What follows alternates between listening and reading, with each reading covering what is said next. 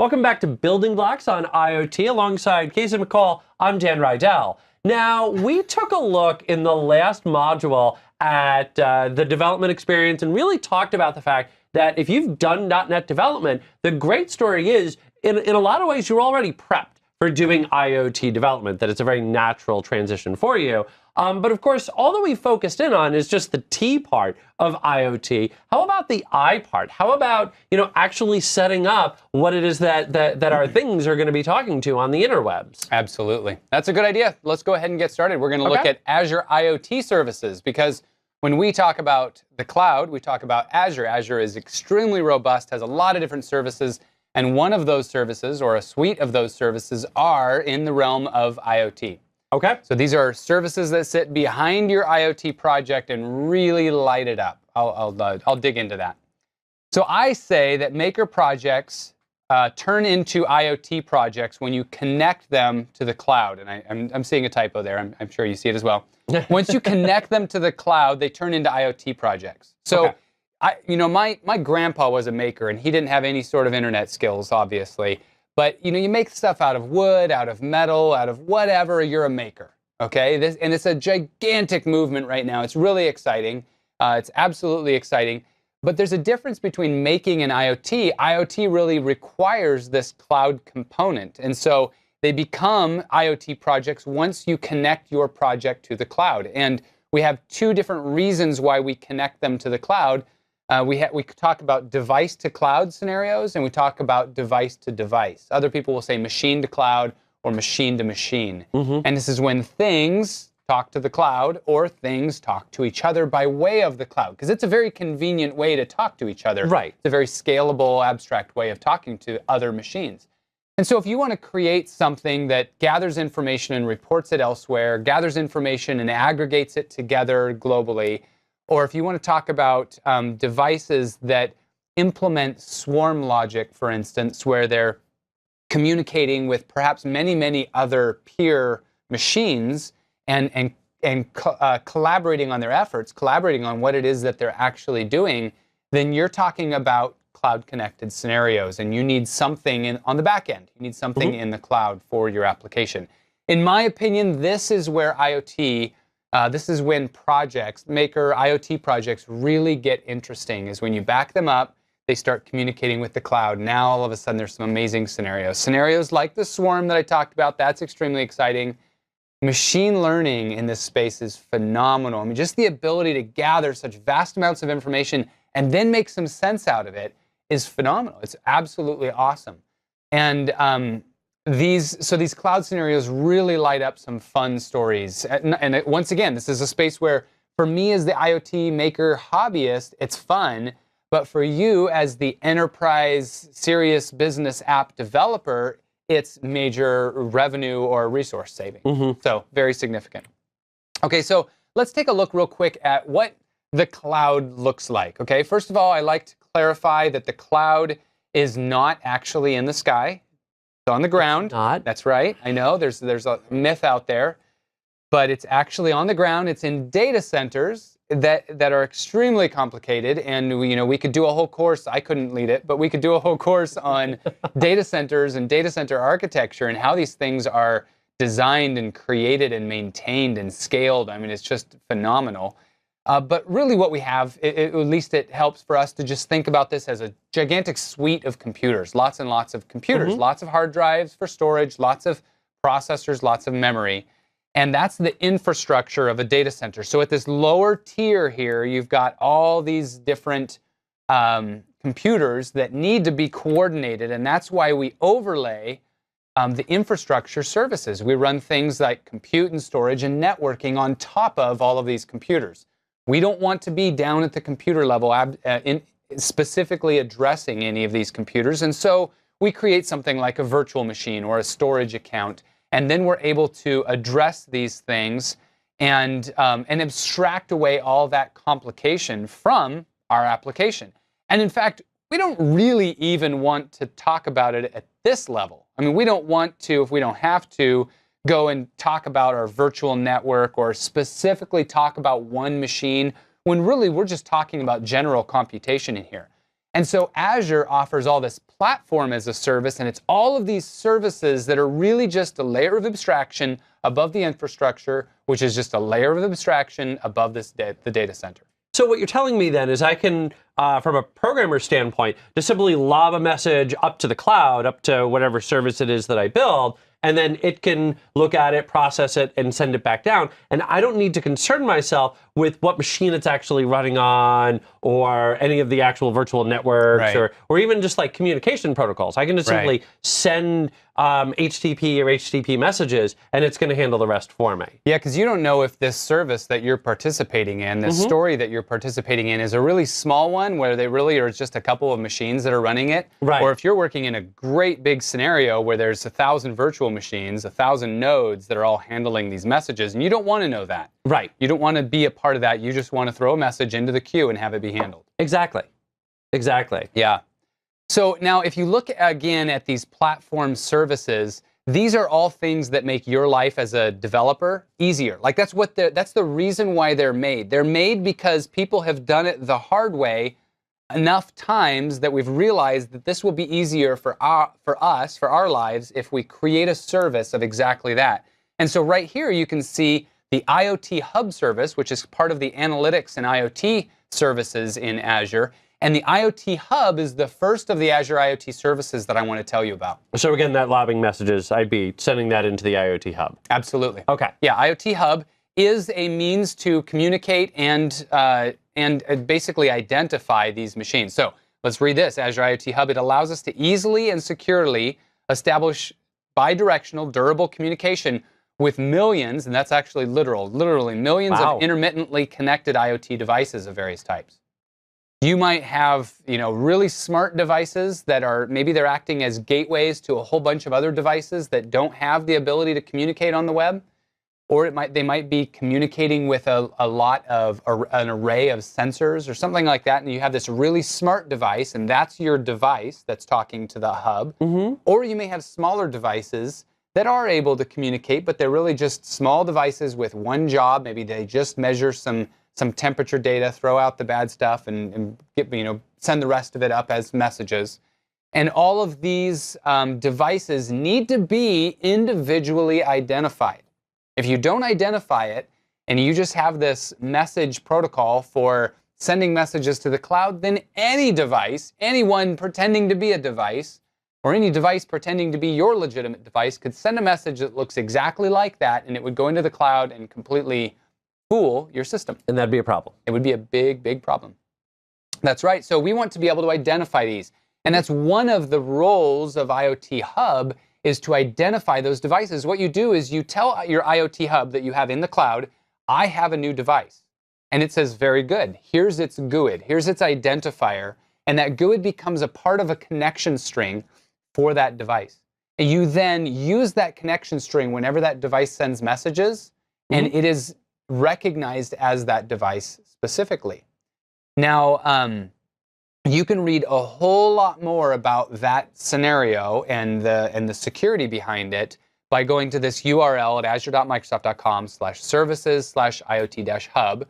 That URL will give you exhaustive information about that and the next role of IoT Hubs, which is for communication. It says bidirectional and durable communication. That means that once I've established a connection, once my device has configured its connection string, its device connection string, and connected to the hub, I can then tell my hub, here's a message. I just read the temperature and it's 75. And then the hub can also tell things back to the device, such as, that temperature's too high, turn on the red light. And this bidirectional communication is a very, very standard scenario or use case in IoT. We usually call it remote monitoring or command and control. It's this bidirectional communication. Sometimes these messages that go from the device up to the server are the reporting of information. Sometimes it's a basic heartbeat. Who knows what kinds of messages you want to send up or you want to bring back down, but that's the role. Okay, I like it. Yeah, it's good. So IoT Hub purports to allow me to connect 10 million devices at a time. So it's a gigantically capable and very, very scalable service that's going to work certainly for my scenarios, but even if I'm working on a gigantic enterprise application, it should be able to handle that as well. Okay. So that's great. Now let's look at another service that Azure IoT Services includes, and this is called the Azure IoT Suite. Now, the IoT Suite is it's a really fun one. This is one that doesn't technically do anything you couldn't do yourself if you had a couple of extra weeks to spare. Because really what this is doing is it's creating in something like 5 minutes, it's creating for you a really good place to start, okay? So remember how I told you that one really popular scenario in IoT solutions is remote monitoring or command and control. Mm-hmm. It's very popular to just say, I have a fleet of devices, I want to get some data from them, report that data in an interface, and maybe send some communication back to the device. Okay, so this is a really, really common IoT scenario. So why put me through, as the developer, why put me through the creation of all the necessary services, the communication between all of those services, the visualizations, the tests, all of that stuff to implement this scenario? If it's very common, I should be able to start there and then modify it so that it works for me. And that's exactly what IoT Hub is. So IoT Hub currently allows me to implement in about 5 minutes one of, or both if I so choose, one of these two solution types. The first solution type is called predictive maintenance. Now this is kind of IoT collection of information plus machine learning. Okay, so I want to gather some information, do some machine learning to analyze that information, and then make some decisions based on it. Maybe I want to turn off the power if the temperature goes higher than X. Maybe I want to send an email if the humidity drops below whatever. Those are important scenarios, and you get to determine what to do in the case of those machine learning results. So I could also, and just to go with like the Nest example, that if I was building an IoT, that I could start to look at usage patterns.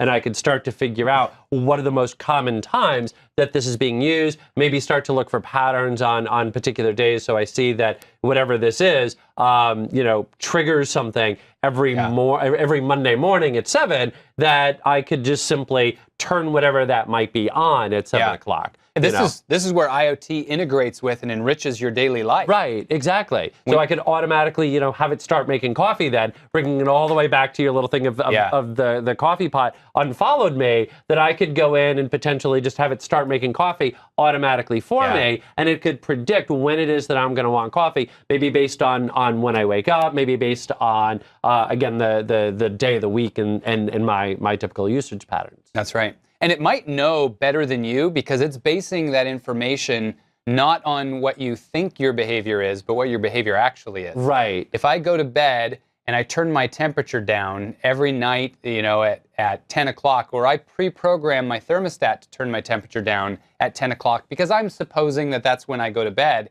but then all of a sudden I get a notification on my phone that says, it looks like you're turning your temperature down at night, every night at 10, but you really go to bed at 11. And so that would be a better time to turn the temperature down. Okay.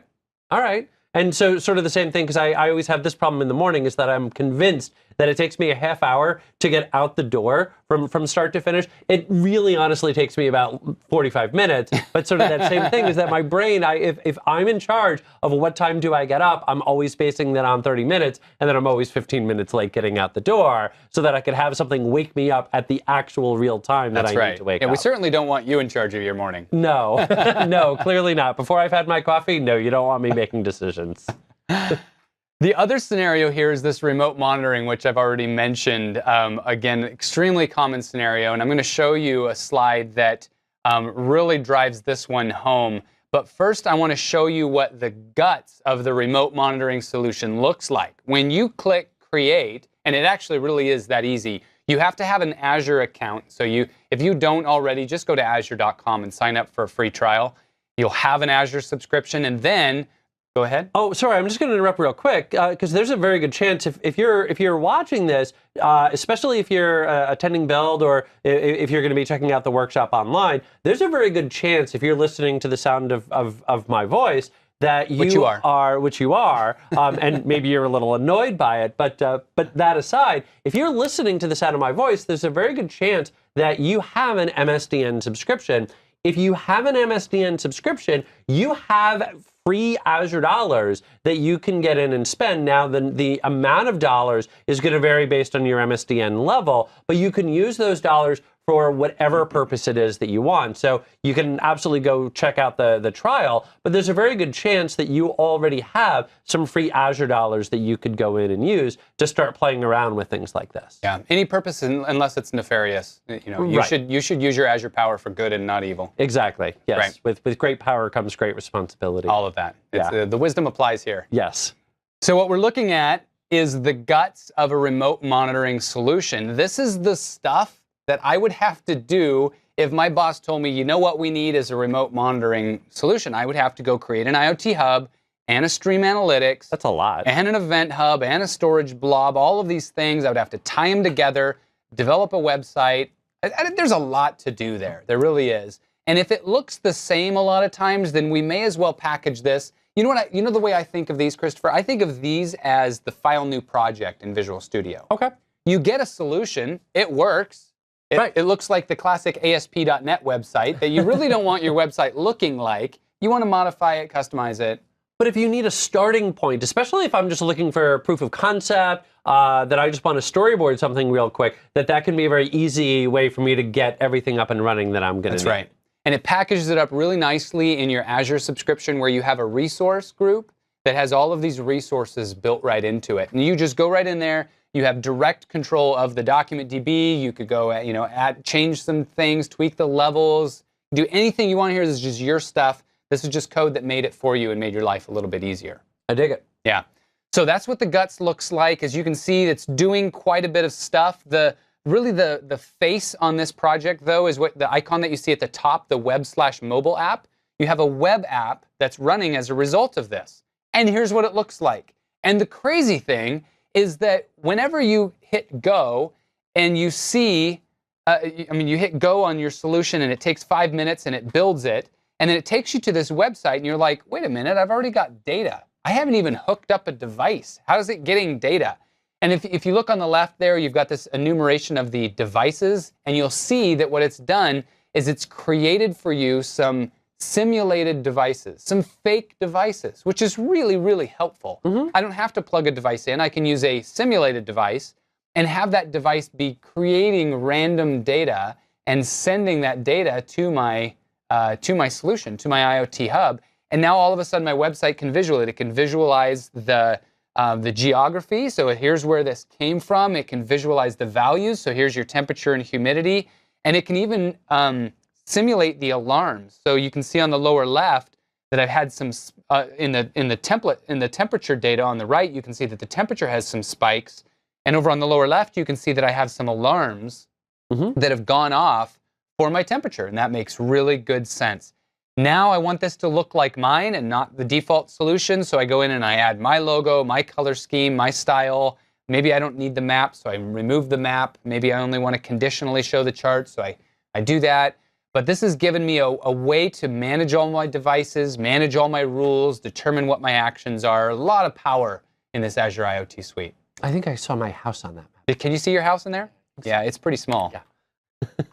Here's the list of devices and those simulated devices that I was telling you about. So you can see some data right out of the chute. You would probably, after you hooked this up, go through and delete those devices. Then you would join your real devices with their device connection strings, and then they would show up in there as well. And now all of a sudden you're getting status from them, you're getting location from them, you're getting values from them.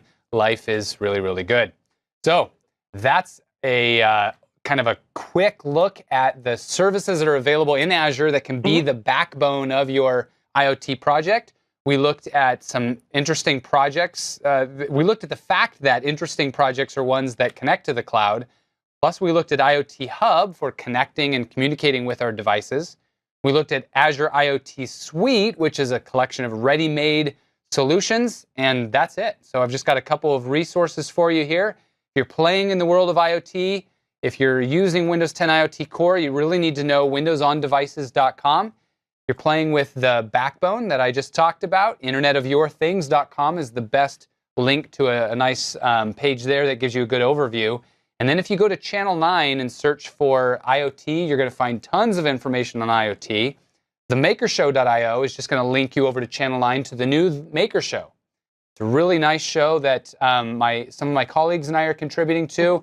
Fun topics. So one guy was powering LEDs with a lemon, and a bunch of other fun topics. So really, really fun maker topics there. And then Hackster.io is just awesome. The guys that run that are great, and there's all kinds of project ideas on sites like that to give you a place to start and something to do with this newfound information that you have. And that's exactly what we're hoping for. So hopefully we've got you ready now to go through the workshop so you understand a little bit more about what IoT is all about, a little bit about how to start doing development, and then also in turn what Azure can offer. As we mentioned at the outset here, our goal wasn't to teach everything that there is about IoT. If you're looking for more information, check out MVA, check out the various resources that that Jeremy listed. Go find Jeremy. Just stop over at his house, and he'd be more than happy to walk through everything with you. I'm kidding. Don't actually do that. In any event, I do want to thank you very much for tuning in. Jeremy, want to thank you for your time today. Absolutely, my pleasure. This has been a lot of fun, and we hope to see you around again at MVA. Definitely go check out the workshop. That's what this is all about. See you guys.